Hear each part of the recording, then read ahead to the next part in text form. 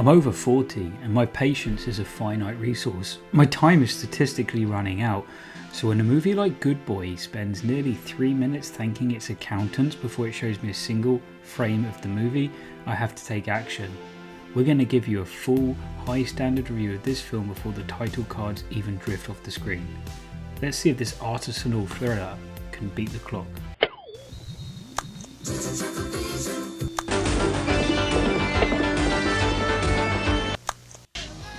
$69, dudes! Look, I get it. Making a movie that isn't sponsored by a tech giant's tax write-off or fueled by Bezos' discharge is a nightmare. To get a proper film made these days, something a bit daring, something off the shelf, you need a begging bowl and a lot of stamps. When you've got a Polish director and an original Polish script trying to break into the international co-production space, you're pitching to every arts council from Warsaw to London just to get the lights turned on. Hey, I respect the hustle. It takes a certain kind of madness to navigate that just to get a story told. But there's no greater evidence of the bureaucratic reality required to fund modern cinema than the fact that Good Boy, or Heel, depending on who signed the check, takes 2 minutes and 40 seconds to get past the title cards. 2 minutes and 40 seconds? That's not a credit sequence, it's a hostage situation. In fact, it's so long, I'm going to review the entire film before a single frame of the story even starts. Starting now.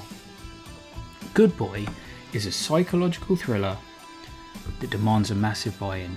High concept movies can be dangerous territory, but luckily, the producers spent their grant money on the right people. You've got Stephen Graham, the king of British cinema at the moment, and streaming for that matter, and Andrea Riseborough, and Anson Boone. These three are the only reason you'll accept a premise this intense. If you're going to do a high concept tightrope walk, you need 3 actors like this holding the safety net. So the film itself centres on Anson Boone's Tommy, a disillusioned youth spending his time in a blur of drugs, sex and violence with nowhere to go. He's the raw product of a family structure that doesn't even notice he exists. It's gritty, tactile stuff. The core of the film is a fascinating twisted irony. Despite being abducted and restrained by a dog collar and chained to the ceiling in the basement, Tommy actually starts to find warmth in the kidnapper's family structure. Stockholm Syndrome is a massive pillar of this story. For the first time in his life, Tommy is actually being seen. However, that family is the extreme other end of the spectrum. We see a level of overparenting that borders on the pathological, evidenced by the fragility of their actual son. There's a profound sense of loss at the centre of this household, a void they're clearly trying to fill with Tommy. This loss is what paints Andrea Riseborough's distant, haunted persona. She's not just a captor, she's a vacuum of grief.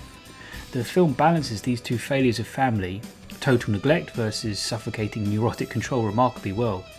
But it's not without its flaws. It's a slow burn. If this lands on streaming, it's going to struggle to fight for an audience's attention against something like Cooking with Todd's latest cholesterol overload. The film is already exploring enough heavy themes that the Eastern European sex trafficking subplot feels slightly forced. It's a bit of a hat on a hat situation. Honestly, it feels like it would have been one of the funder's prerequisites just to get the co-production money across the line.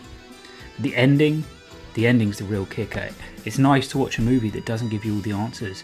You can take it as something hopeful and optimistic about the therapy and the outcome, or you can see it as something entirely destructive and unhinged. That ambiguity is where the strength of this film lies.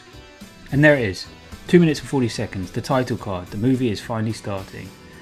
Look, I've done it, I've reviewed it, it's a solid movie, it doesn't outstay its welcome, and it won't change the world, but if you can stumble across this one and accept the concept, some genuine food for thought in there. It's filmmaking that occasionally trips over its own ambition, but I'm glad it exists. I'll accept that this is the price of admission now. If we want something that feels different from the corporate Amazon conveyor belt or the Netflix slop, we're going to have to sit through some receipts. I'll see you in the next one. Would you like to know more?